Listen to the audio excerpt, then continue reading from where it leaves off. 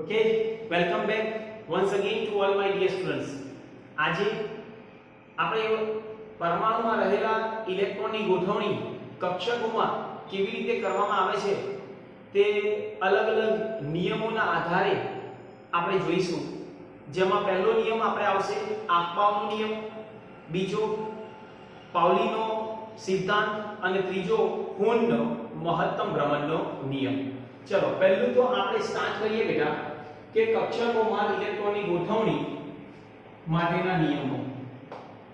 કક્ષકોમાં ઇલેક્ટ્રોનની ગોઠવણી માટેના નિયમો.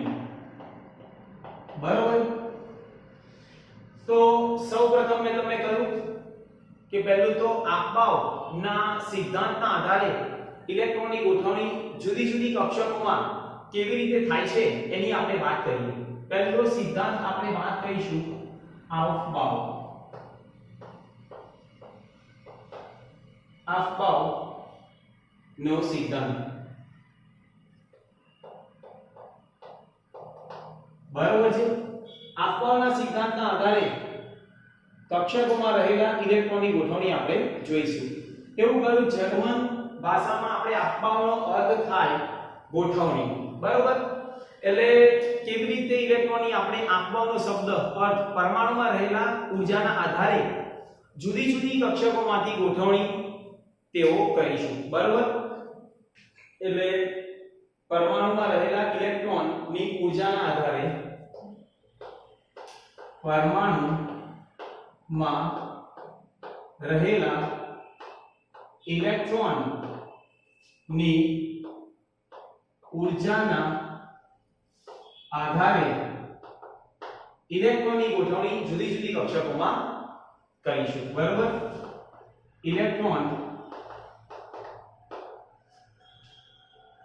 ગોઠવણી જુદી જુદી કક્ષકોમાં કરીશું. કક્ષકોમાં કરીશું. બરોબર છે. હવે કેવી રીતે ઇલેક્ટ્રોનની ગોઠવણી થશે? તો સૌપ્રથમ ન્યૂનતમ ઊર્જાવાળી કક્ષકમાં દાખલ થાય છે. એટલે ઇલેક્ટ્રોન સૌપ્રથમ ન્યૂનતમ કક્ષાવાળી એટલે કે ઇલેક્ટ્રોન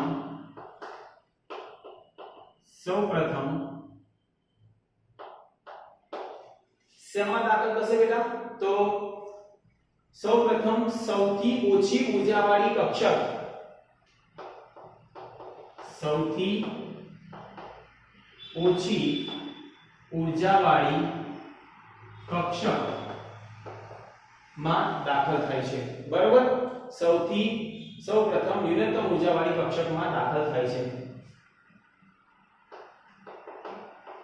દાખલ થાય છે. બરોબર છે.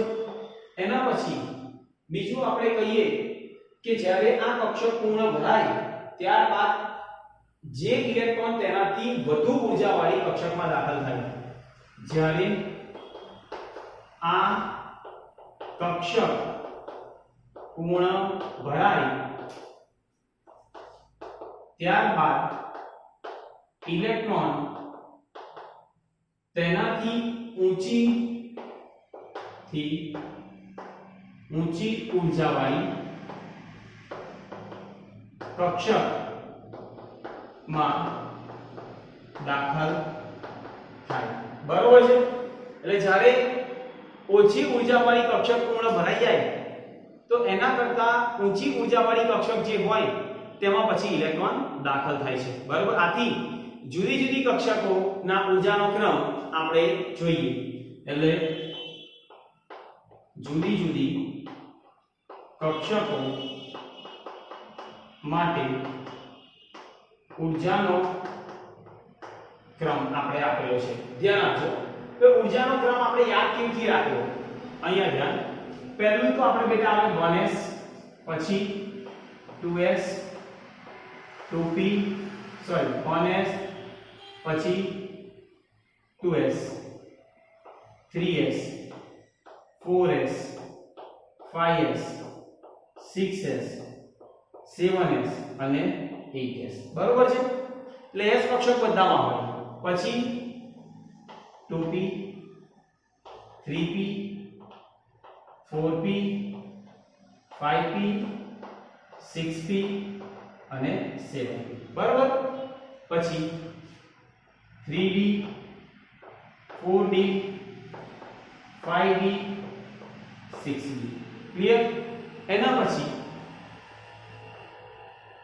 4f 5f ક્લિયર તો સૌથી ઓછી ઊર્જા ધરાવતી જે કક્ષક હોય બેટા તેમાં પહેલો ઇલેક્ટ્રોન દાખલ થશે એટલે સૌથી ઓછી ઊર્જાવાળી કક્ષક કઈ આવે 1s પછી 2s 2p 3s 3p 4s 3d 4p 5s 4d 5p 6s 4f 5d 6p 7s અને 5f 6d 7p અને 8s ક્લિયર તો આ રીતે આ થયો બેટા ઊર્જાનો ક્રમ એને મારે હાઇડ્રોજન માટે ઊર્જાનો ક્રમ મારે લખવો હોય કોઈ તમને એવો ક્વેશ્ચન કરે હાઇડ્રોજન પરમાણુ માટે કક્ષકોની ઊર્જાનો ક્રમ કેવી રીતે થાય તો અહીંયા લખું કે હાઇડ્રોજન પરમાણુ માટે કક્ષકોની ઊર્જાનો ક્રમ મારે લખવો હોય તો કેવી રીતે લખાશે બેટા તો 1s લેસ ધેન 2s બરાબર 2p લેસ ધેન 3s બરાબર 3p બરાબર 3d less than 4s 4p 4d 4f આ રીતે લખાય બરાબર અને પરંતુ હાઇડ્રોજન પરમાણુ સિવાય બીજા પરમાણુની કક્ષકોની ઊર્જાનો ક્રમ હાઇડ્રોજન પરમાણુ સિવાય બીજા પરમાણુની કક્ષકોનો ઊર્જાનો ક્રમ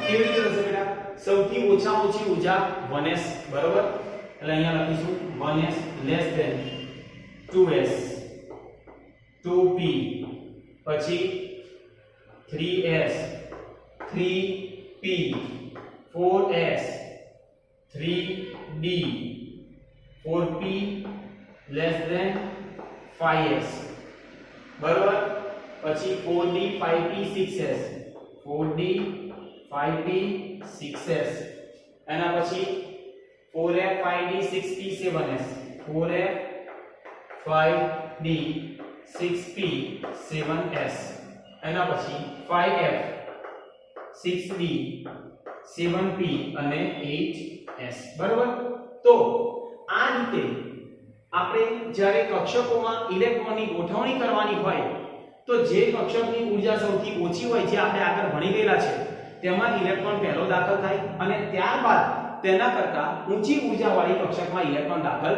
થાય છે બરાબર તમને કોઈ ઊર્જાનો ક્રમ પૂછે આવી રીતે તો કઈ ઊર્જાનો ક્રમ સાચો તો આ ખબર હોવી જોઈએ આ ક્રમ આવડશે તો ઈઝીલી તમને ઇલેક્ટ્રોનની ગોઠવણી કક્ષકોમાં કેવી રીતે થાય છે એ ઈઝીલી આપણને ખબર પડશે બરાબર ચલો નોટ ડાઉન કરી લો હજી બાકી છે ઓકે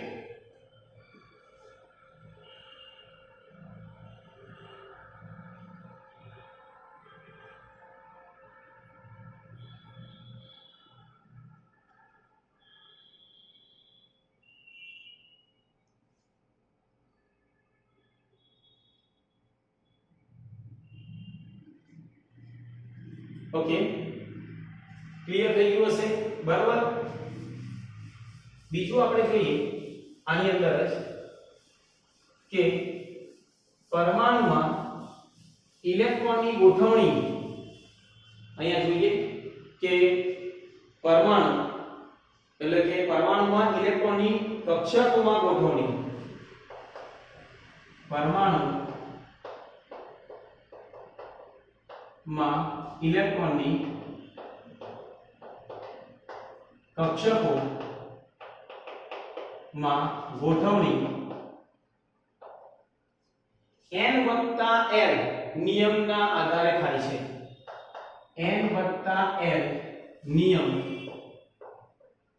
ના આધારે થાય છે. ચલો જોઈએ આપણે. હવે જુદી જુદી કક્ષકો માટે n l નું મૂલ્ય પણ આપણે એવું કહીએ જ્યારે જુદી જુદી કક્ષકો માટે n l નું મૂલ્ય સરખું હોય ત્યારે જે કક્ષકમાં n નું મૂલ્ય વધારે હોય તેની ઊર્જા વધારે. બરોબર?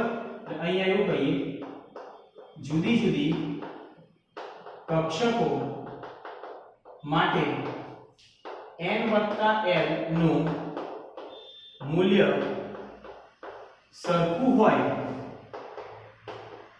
ત્યારે એવું કહીએ કે જે કક્ષકમાં n નું મૂલ્ય વધારે હોય, જે કક્ષકમાં n નું મૂલ્ય વધારે હોય તેની ઊર્જા વધુ, તેની ઊર્જા વધુ. બરોબર? એટલે એ પણ આપણને ખબર હોવી જોઈએ. જેમ કે આપણે એક્ઝામ્પલ લઈએ એનું આપણું એક ઓબ્ઝર્વેશન ટેબલ છે બેટા. જેમ કે અહીંયા આપણે જોઈએ. ચલો આ તો ક્લિયર થઈ ગયું હશે તમને બધાને. ચલો અહીંયા એક ઓબ્ઝર્વેશન ટેબલ આપણે લઈ લઈએ. આ આપણે બેઝિક કેમિસ્ટ્રીમાં પણ મેં તમને શોર્ટકટ મેથડથી પણ શીખવાડ્યું છે કે પહેલા અહીંયા આવશે કક્ષક. ઓકે, બરોબર છે. પછી n નું મૂલ્ય, પછી l નું મૂલ્ય અને ત્યારબાદ n l નું મૂલ્ય. બરોબર છે? તો આપણે જોઈએ પહેલા તો કક્ષક. તો કક્ષક કઈ? તો ચલો પહેલી કક્ષક આપણે લખીએ 1s. હવે 1s માં લખી એટલે n બરાબર કેટલા થઈ ગયા? 1. તો l બરાબર શું થશે? 0 કારણ કે s છે. આપણે જોઈ ગયા. તો n l એટલે 1 0 બરાબર 1. બરોબર? સમજી ગયા? ચલો આમાં કોઈ પ્રોબ્લેમ નહીં. 2s લઈએ.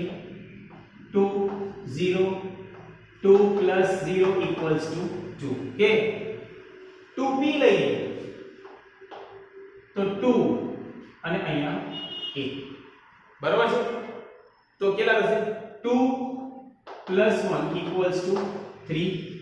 જેમાં 2p ની 3s કક્ષક કરતા ઓછી ઊર્જા.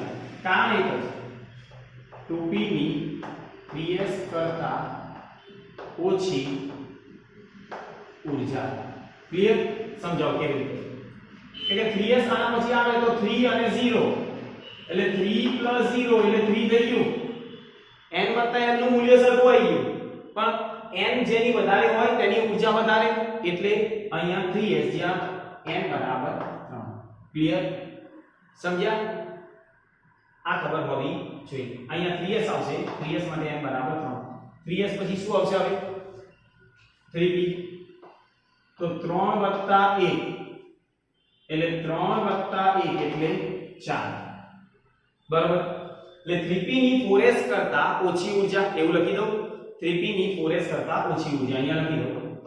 3p ની 4s કરતા ઓછી ઊર્જા. કેમ? સમજાવો. હવે 4s આના પછી આવે એટલે 4 વત્તા 0 એટલે 4 વત્તા 0 આમાં શું હશે? 3 plus 1 આવે. એટલે અહીંયા કેટલા આવ્યા? 4 જ આવ્યા ને. જ્યાં n બરાબર કેટલા થયા? 4 છે. એટલા માટે જેમાં n નું મૂલ્ય વધારે હોય, ભલે n વત્તા n નું મૂલ્ય સરખું હોય, પણ જેમાં n નું મૂલ્ય વધારે હોય તેની ઊર્જા વધારે. બરાબર? 4s પછી શું આવે?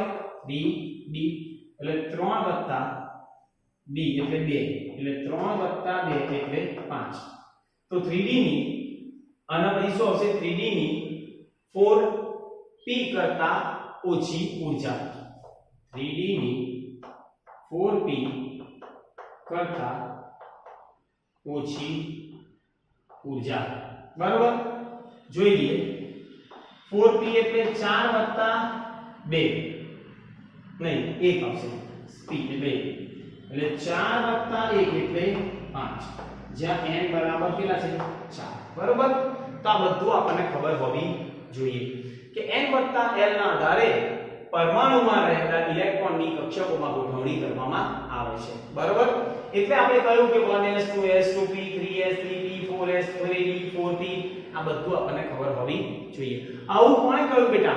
આફબાઓ સિદ્ધાંત, કે ભાઈ જે કક્ષકની ઊર્જા ઓછી હોય તેમાં ઇલેક્ટ્રોન પહેલો ભરાય અને ત્યારબાદ તેના કરતા વધુ ઊર્જાવાળી કક્ષકમાં ઇલેક્ટ્રોન દાખલ થાય. આ પહેલો નિયમ આપણે જોયો, જેને કહીએ આફબાઓનો નિયમ. ચલો નોટ ડાઉન કરી લો.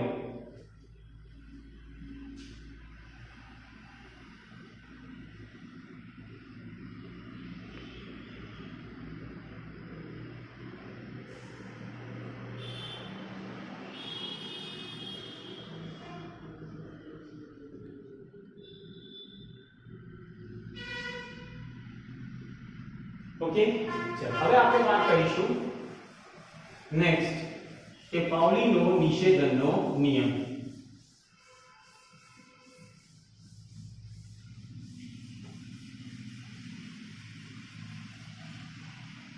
કોનો બેટા? પાઉલીનો નિષેધનનો નિયમ. સેકન્ડ, પાઉલીનો નિષેધનનો નિયમ. બરાબર, નિષેધનનો નિયમ.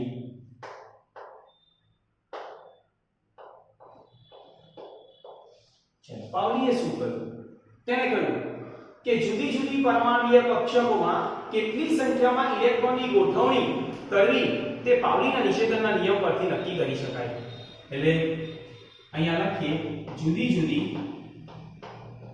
પરમાણુય કક્ષકોમાં કેટલી સંખ્યામાં પરમાણુય કક્ષકોમાં કેટલી સંખ્યામાં ઇલેક્ટ્રોનની ગોઠવણી કરવી, ઇલેક્ટ્રોનની ગોઠવણી કરવી, બરાબર, તે પાઉલી નિષેધનના નિયમ પરથી, તે પાઉલીના નિયમ પરથી શું કરી શકાય બેટા? નક્કી કરી શકાય. નક્કી કરી શકાય છે. બરાબર છે કે ભાઈ S કક્ષકમાં કેટલા ઇલેક્ટ્રોન આવશે, P કક્ષકમાં કેટલા ઇલેક્ટ્રોન આવશે, D કક્ષકમાં કેટલા ઇલેક્ટ્રોન આવશે અને F કક્ષકમાં કેટલા ઇલેક્ટ્રોન આવશે. અને આ નિયમ મુજબ એક જ પરમાણુય કક્ષકમાં રહેલા બે ઇલેક્ટ્રોન ના ચારે ક્વોન્ટમ સરખા હોઈ શકે નહીં. બરાબર, એટલે આ નિયમ મુજબ એવું કહેવાય, આ નિયમ મુજબ એક જ પરમાણુય કક્ષકમાં રહેલા, એક જ પરમાણુય કક્ષકમાં રહેલા બે ઇલેક્ટ્રોનના ચારે ક્વોન્ટમમાં, બે ઇલેક્ટ્રોનના ચારે ક્વોન્ટમ આમ સમાન હોઈ શકે નહીં. સમાન હોઈ શકે નહીં. બરાબર છે? ક્લિયર? બીજું આપણે એવું પણ કહીએ કે કોઈ પણ કક્ષકમાં વધુમાં આપણે કોઈ પણ પરમાણુય કક્ષકમાં વધુમાં વધુ બે ઇલેક્ટ્રોન તેઓની ભ્રમણની એકબીજાથી વિરુદ્ધ રાખી ગોઠવી શકાય. એટલે કે એક જ કક્ષકમાં રહેલા બે ઇલેક્ટ્રોનની ભ્રમણની દિશા એકબીજાથી વિરુદ્ધ હોય છે. એટલે અહીંયા લખીએ, એક જ પરમાણુય કક્ષકમાં રહેલા બે ઇલેક્ટ્રોન ની સ્પિનની દિશા એકબીજાથી વિરુદ્ધ હોય છે. બરાબર, એકબીજાથી વિરુદ્ધ હોય છે. અને આ નિયમની મદદથી કોઈ પણ પેટા કક્ષકમાં મહત્તમ કેટલા ઇલેક્ટ્રોન સમાવી શકાય, એની ક્ષમતા કેટલી છે તે પણ જાણી શકાય. જેમ કે અહીંયા એક્ઝામ્પલ લો બેટા કે S કક્ષક છે, S કક્ષક, બરાબર, તેમાં એક જ પેટા કક્ષક હોવાથી એક જ પેટા કક્ષક હોવાથી તેમાં ફક્ત 2 ઇલેક્ટ્રોન, તેમાં વધુમાં વધુ 2 ઇલેક્ટ્રોન ગોઠવી શકાય. તેમાં વધુમાં વધુ 2 ઇલેક્ટ્રોન ગોઠવી શકાય. ખ્યાલ આવી ગયો?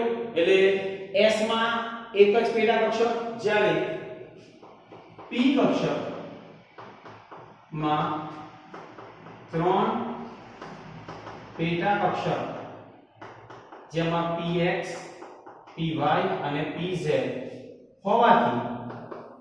હોવાથી તેમાં વધુમાં વધુ 6 ઇલેક્ટ્રોન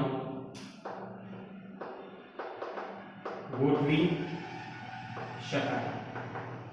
ખ્યાલ આવે છે? P માં px, py અને pz 3 પેટા કક્ષક છે, એટલે કુલ ઇલેક્ટ્રોન કેટલા આવી શકે? તો 6. બરાબર? D કક્ષકમાં 5 પેટા કક્ષક બની ગયા છે. dxy, dyz, dzx, dx2y2 અને dz2 હોવાથી તેમાં વધુમાં વધુ કેટલા? તો 10 ઇલેક્ટ્રોન ગોઠવી શકાય. કેટલા? 5 પેટા કક્ષક એટલે 10 ઇલેક્ટ્રોન, અને F કક્ષકમાં 7 પેટા કક્ષક હોવાથી તેમાં વધુમાં વધુ 14 ઇલેક્ટ્રોન ગોઠવી શકાય. 14 ઇલેક્ટ્રોન એની અંદર આવી શકે. એટલે આ વસ્તુ આપણને ખબર હોવી જોઈએ. આ કોણે નક્કી કર્યું? તો પાઉલીએ, કે ભાઈ S કક્ષકમાં 2 electron, P કક્ષકમાં 6 electron, D કક્ષકમાં 10 electron અને F કક્ષકમાં 14 ઇલેક્ટ્રોન. બરોબર? તો અહીંયા એક ઓબ્ઝર્વેશન ટેબલ પણ આપણને ખબર હોવી જોઈએ, કે દાખલા તરીકે અહીંયા એક ઓબ્ઝર્વેશન ટેબલ બનાવી દઉં છું. કે અહીંયા મુખ્ય ક્વોન્ટમ આંક, જેને આપણે કહીએ m. બરોબર છે? એના પછી કક્ષકની સંજ્ઞા, એટલે કક્ષાની સંજ્ઞા. ચલો, કક્ષાની સંજ્ઞા. ઓકે? એના પછી આપણે આવશે કક્ષામાં રહેલા કક્ષકો. કક્ષામાં રહેલા કક્ષકો. બરોબર છે? અને છેલ્લે ઇલેક્ટ્રોનની, એટલે કક્ષકોની સંખ્યા અને પછી કુલ ઇલેક્ટ્રોનની સંખ્યા. અહીંયા કક્ષકોની સંખ્યા જેને કહીએ n2, અને છેલ્લે ઇલેક્ટ્રોનની સંખ્યા જેને કહીએ 2n2. બરોબર છે? ચાલો ધ્યાન આપજો. પહેલું, મુખ્ય ક્વોન્ટમ આંક n બરાબર 1 હોય તો કક્ષકની સંજ્ઞા કઈ આવે? k. આપણને ખબર છે k. એમાં કઈ આવશે? તો આપણે અહીંયા જાણીએ s, p, d અને f. ચાર ખબર છે ને? s, p, d અને f. તો k હોય તો s ની અંદર 1 હોય, બાકી બધા ડેશ ડેશ ડેશ. n બરાબર 1 એટલે n નો સ્ક્વેર એટલે 1 નો સ્ક્વેર 1 અને 2 ઇલેક્ટ્રોન. ક્લિયર થઈ ગયું આટલું? ચાલો. ઓકે? હવે n બરાબર 2 હોય તો અહીંયા શું આવશે? k પછી l. બરાબર? એટલે આમાં આની પેટા કક્ષક 1 અને આ 3, આ ડેશ ડેશ, અહીંયા 2 નો વર્ગ 4 એટલે 3 ને 1 4 થઈ ગયા, અને 4 દુને 8 ઇલેક્ટ્રોન. ખબર પડે છે? હવે n બરાબર 3 હોય તો k l અને m, અહીંયા 1 3 અને 5, તો ટોટલ કેટલા? 5 ને 3 8 ને 1 9, એટલે 3 છે તો 3 નો વર્ગ 9, અને અહીંયા 9 દુ 18 ઇલેક્ટ્રોન. અને n બરાબર 4 હોય n, તો અહીંયા 1 3 5 અને 7 ગણો. 7 ને 1 8, 8 દુ 16, એટલે અહીંયા 16. બરાબર? 4 નો વર્ગ 16, 16 દુ ને 32 ઇલેક્ટ્રોન. ક્લિયર? તો આ રીતે આપણને ખબર હોવી જોઈએ બેટા કે કક્ષકોમાં સંખ્યા કઈ કક્ષકો આવશે અને ઇલેક્ટ્રોનની સંખ્યા કેટલી. બરાબર?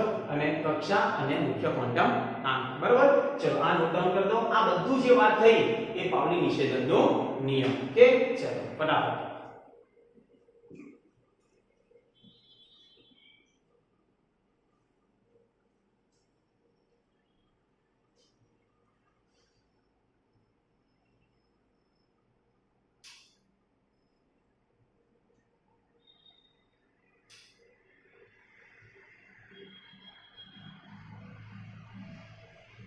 ચાલો છેલ્લો નિયમ બેટા આપણે જોઈએ હુનનો મહત્તમ ભ્રમણનો નિયમ.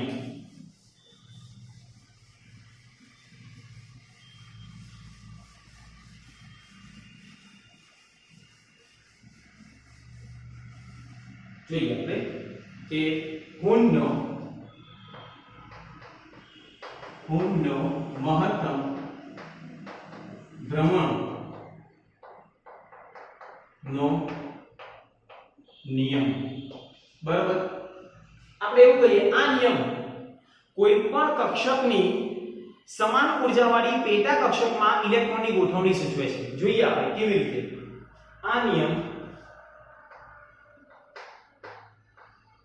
કોઈ પણ કક્ષકની સમાન ઉર્જાવાળી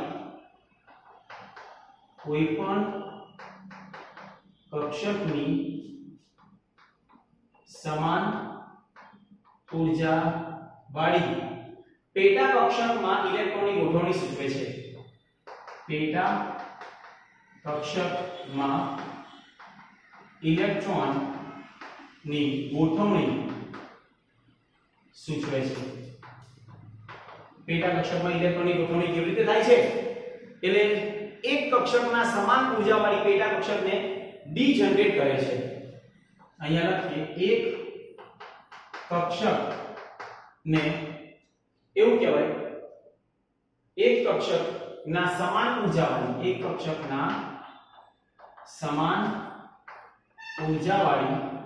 કક્ષકને પેટા કક્ષકને ડીજનરેટ કરે છે. પેટા કક્ષકને શું કહીશું બેટા? ડીજનરેટ કક્ષક કહે છે. ડીજનરેટ કક્ષક કહે છે. બરોબર છે? દાખલા તરીકે p કક્ષકમાં પ્રમાણે ઇલેક્ટ્રોન જ્યારે સમાન ઉર્જા px py અને pz આ નિયમ પ્રમાણે ઇલેક્ટ્રોન જ્યારે સમાન ઉર્જાવાળી પેટા કક્ષકમાં દાખલ થાય છે એટલે ત્રણેયમાં એક ઇલેક્ટ્રોન દાખલ થાય છે. બરોબર, દાખલા તરીકે p કક્ષકની પેટા કક્ષકો કઈ px py અને pz ત્રણેયની ઉર્જા સરખી હોય એટલે આ ત્રણેયમાં પહેલા એક એક ઇલેક્ટ્રોન દાખલ થાય. ત્યારે એવી રીતે ગોઠવણી કરવામાં આવે કે તેઓની સ્પિનની દિશા એકબીજાની સમાંતર રહે અને સ્પિન ક્વોન્ટમ આંકનું મૂલ્ય મહત્તમ રહે. ઇલેક્ટ્રોનની ગોઠવણી પેટા કક્ષકોમાં એવી રીતે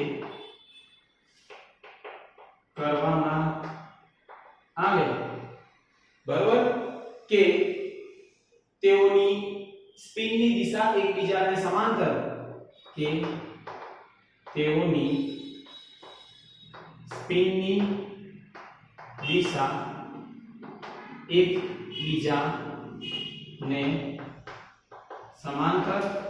રહે અને એટલે કે સ્પિનની દિશા એકબીજાને સમાંતર રહે અથવા સ્પિન ક્વોન્ટમ આંકનું મૂલ્ય મહત્તમ રહે અથવા સ્પિન ક્વોન્ટમ આંકનું મૂલ્ય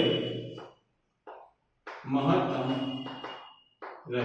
એટલે સૌથી વધુ સ્પિન ક્વોન્ટમ આંકનું મૂલ્ય રહેવું જોઈએ.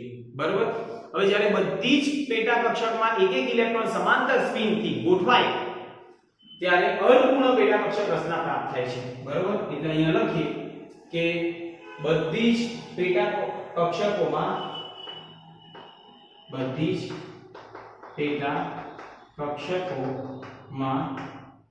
એક એક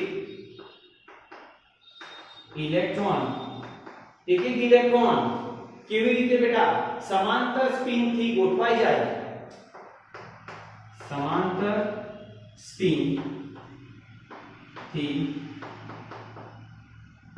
જાય ત્યારે આપણે એવું કહીએ અને અર્ધપૂર્ણ પેટા કક્ષકની રચના પ્રાપ્ત થાય છે.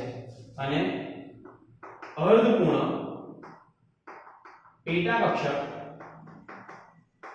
ની રચના પ્રાપ્ત થાય એટલે એનો મતલબ એવો થાય કે બધામાં એક એક ઇલેક્ટ્રોન ગોઠવાય અને ત્યારબાદ ઇલેક્ટ્રોનનું યુગ્મીકરણ શરૂ થાય અને ત્યારબાદ ઇલેક્ટ્રોન નું યુગ્મીકરણ શરૂ થાય. ધ્યાન આપજો, નાઇટ્રોજનની ઇલેક્ટ્રોનની રચના 7 છે, then 1s2 2s2 પણ 2px1 આવે, 2py1 આવે, 2pz1 આવે. આ અર્ધપૂર્ણ ભરાય છે કારણ કે ત્રણેયની ઊર્જા સરખી છે, એટલે ત્રણેયમાં પહેલા એક એક ઇલેક્ટ્રોન ગોઠવાશે અને પછી ચોથો ઇલેક્ટ્રોન થી તેનું યુગ્મીકરણ શરૂ થાય છે. બરોબર? એટલે આ પોઈન્ટ આપણને ખબર હોવી જોઈએ. એક્ઝામ્પલ લઈએ, દાખલા તરીકે અહીંયા પરમાણ્વીય ક્રમાંક બરોબર છે. ચલો એના પછી આપણને આપ્યું તત્વ અને ઇલેક્ટ્રોનીય રચના.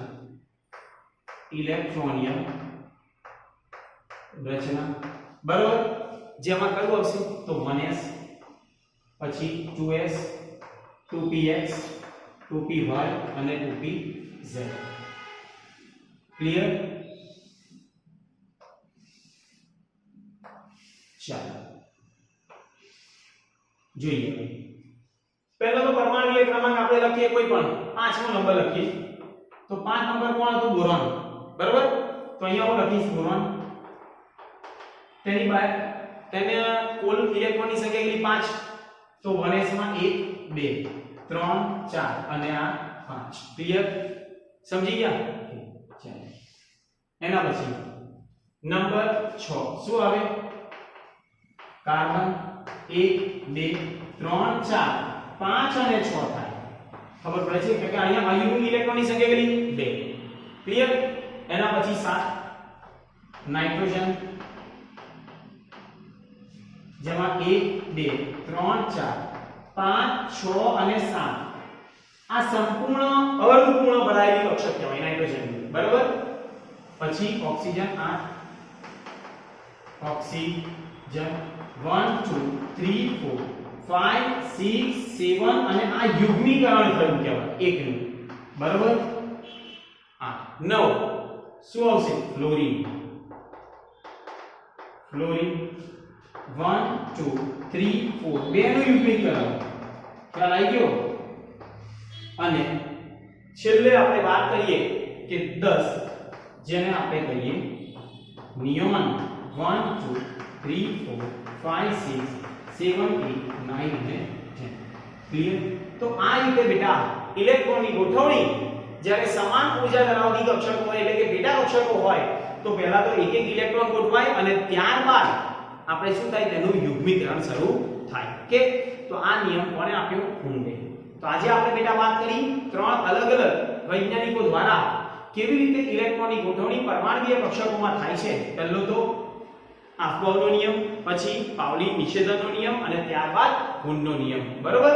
તો આજના વિડિયો માટે આટલું ઇનફ. બરોબર? હવે નેક્સ્ટ વિડિયોની અંદર અહીંયા આપણે આ ચેપ્ટર કમ્પ્લીટ થયું. બરોબર? નેક્સ્ટ વિડિયોની અંદર હવે નવું ચેપ્ટર આપણે સ્ટાર્ટ કરીશું. ઓકે? તો આ ચેપ્ટર માટે ઘણા બધા પોઈન્ટ્સ આપણે ડિસ્કસ કર્યા કે ભાઈ કેવી રીતે કયા કયા વૈજ્ઞાનિકો જુદા જુદા વૈજ્ઞાનિકો વિશે આપણે વાત કરી કે થોમ્સન હતો, પછી પ્રોટોન ન્યુટ્રોનની ઇલેક્ટ્રોનની શોધ કરનાર વૈજ્ઞાનિકો ચેડવિક છે, ગોલ્ડસ્ટેઇન છે, ત્યારબાદ રુધરફોર્ડ છે, બોર છે, મેક્સવેલ છે. બરોબર? પછી સોલિન્જર છે, હાઇઝનબર્ગ અનિશ્ચિતતાનો સિદ્ધાંત, એને લગતા ઘણા બધા એક્ઝામ્પલ પણ આપણે જોયા. પછી દ્વૈત સ્વભાવ વિશે વાત કરી વિકિરણનો. બરોબર? તો આ બધું આપણે અને ક્વોન્ટામાંક અને છેલ્લે આ ઇલેક્ટ્રોનની ગોઠવણી કક્ષકોમાં કેવી રીતે થાય છે. ઓકે? તો આ બધું આપણે ડિસ્કસ કર્યું. ઓકે? તો આજના વિડિયો માટે આટલું enough. Thank you very much.